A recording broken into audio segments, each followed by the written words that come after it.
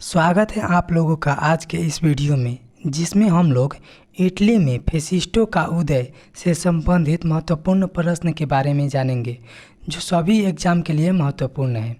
तो चलिए शुरू करते हैं। इसमें पहला प्रश्न है, फासिज्म का उदय सर्वप्रथम इटली में हुआ। फासिज्म का उदय सर्वप्रथम इटली में हुआ। इसका जन्मदाता मुसोलिनी को माना जाता है। इसका जन्मदाता मुसोलिनी को माना जाता है। अगला प्रश्न देखते हैं। अगला प्रश्न है कि मुसोलिनी का जन्म 1883 ईस्वी में रोमांगना में हुआ था। मुसोलिनी का जन्म 1883 ईस्वी में रोमांगना में हुआ था। अगला प्रश्न है, मुसोलिनी के दल का नाम फासिस्टवाद था। मुसोलिनी के दल का नाम फासिस्टवाद था। इसकी स्थापना मिलान में की गई थी। मुसोलिनी के दल का नाम फासिस्टवाद था, जिसकी स्थापना मिलान में की गई थी। और आगे प्रश्न है, ड्यूस के नाम से मुसोलिनो को पुकारा जाता है। आगे देखते हैं। आगे है कि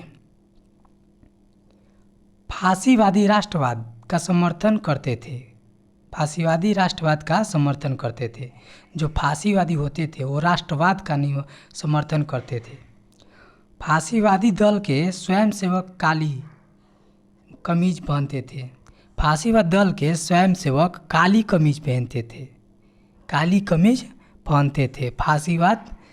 फासीवादी दल के स्वयंसेवक लोग काली कमीज पहनते थे।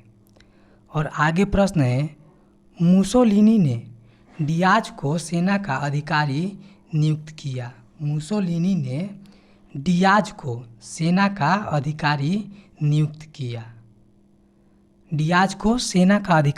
किया। और आगे प्रश्न है कि मुसोलिनी द्वारा बनाए गए निगमों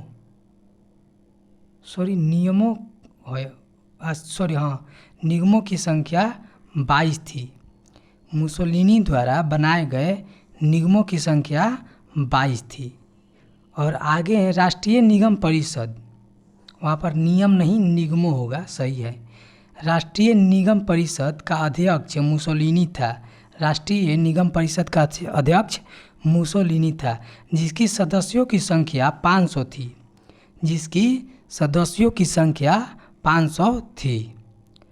और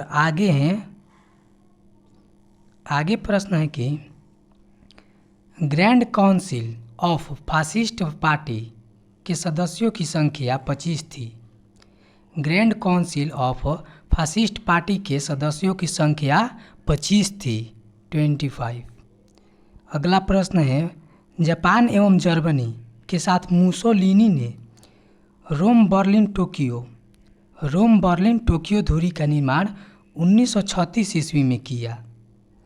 जापान एवं जर्मनी के साथ मुसोलिनी ने रोम बर्लिन टोक्यो दूरी का निर्माण 1936 ईस्वी में किया। आगे देखते हैं।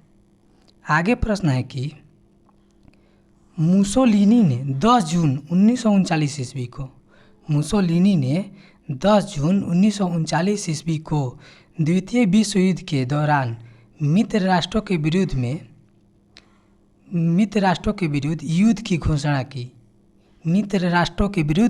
युद्ध की घोषणा की।